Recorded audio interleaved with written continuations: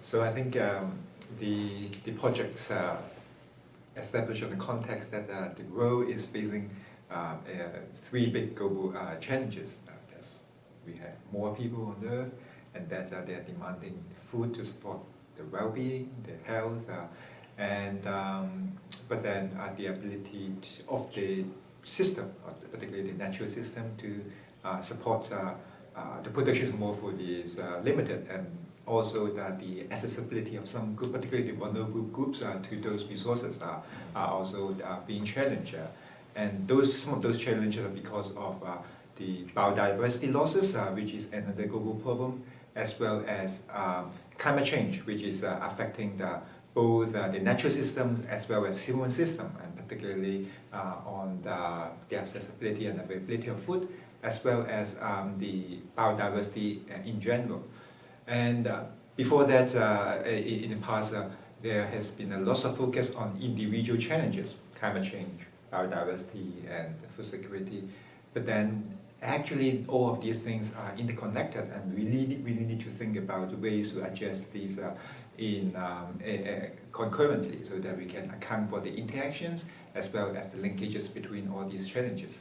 Yeah, so William has just laid out our motivation for building together a team and to take this on. So William and I are co-directors of the new project, which is supported by the Social Sciences and Humanities Research Council of Canada. So it's called Solving the Sustainability Problems at the Nexus of Food Security, Climate Change, and Biodiversity. So it's huge, as you can see. This is something you can't do alone, or even the two of us. So we set out to build a team, and we now have our team. We're meeting here at UBC, our first in-person conference with all our partners, and this is huge. We're in 5 continents, right? And so it's just the beginning. Yeah, and we know that, as she said, this is a huge problem that we need everyone in the world to help address this. But then we also recognize that the individual effort, although it's limited, is also can be powerful. So that's why we take a case study approach. We have 5 case studies. We have colleagues coming from Ghana, Nigeria as West African case studies, from Costa Rica, from in British Columbia, particularly from the Slavonic nations, as well as other colleagues working together with them in co-creating the knowledge, and also a team from the Netherlands looking at the more of a European and the Netherlands national context, as well as a team from China looking at particularly the dimensions of agriculture. Yeah, so again, the principle of our project is actually this is a global issue. This is not an issue that only one group of people in one part of the world can deal with because of the interconnection William mentioned earlier. So we have people from these 5 continents, if you like, parts of the world coming together. It is also very interdisciplinary. We have natural scientists, we have social scientists, economists, and we have indigenous people from Canada and around the world. So this is a mighty kind of bringing of people of different perspectives. So together we would focus on these big issues that are facing us.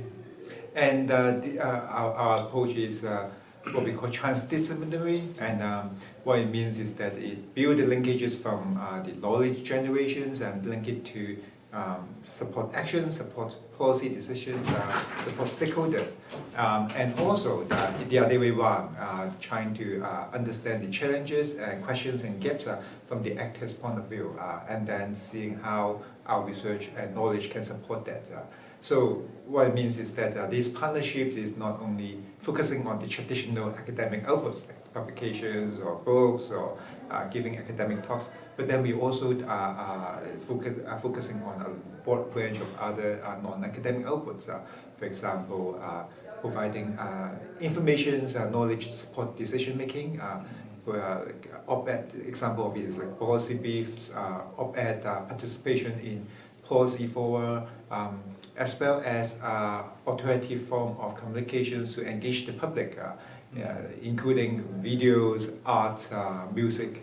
And so what we want to do is that through these case studies, the knowledge that we generated, as well as the things that we see, linking that these different case studies in terms of the commonalities and differences in addressing food, climate, and biodiversity challenges, we can also then help mobilize and transfer this knowledge to a much broader range of people who would benefit from this knowledge in taking their actions in addressing these challenges.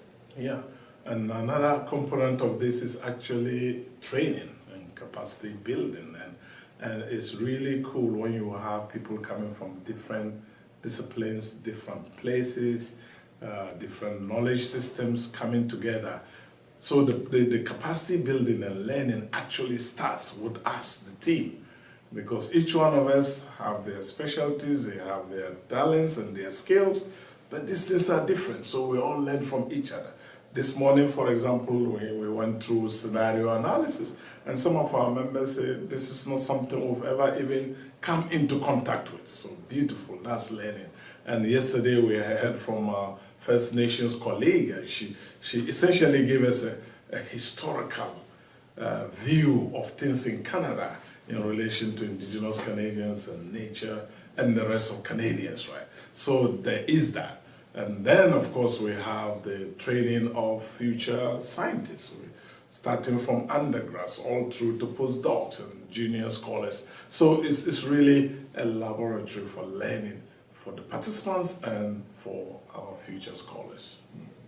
And I think the rich network that we have, that the diversity both in terms of cultural backgrounds, geography, disciplines provide a really rich grounds for the capacity buildings both to support development of students, researchers, as well as to colleagues who are involved in this project. As Rashid said, we are learning from each other. I really benefit a lot from working closely with colleagues from Africa, from Europe, from Latin America, from China, to learn about their challenges, to learn about their specific perspective, as well as their thinking about what the future would be like and how we can get there. And then we can co-develop that knowledge that is needed to support the development of those pathways to achieve something that they desire, as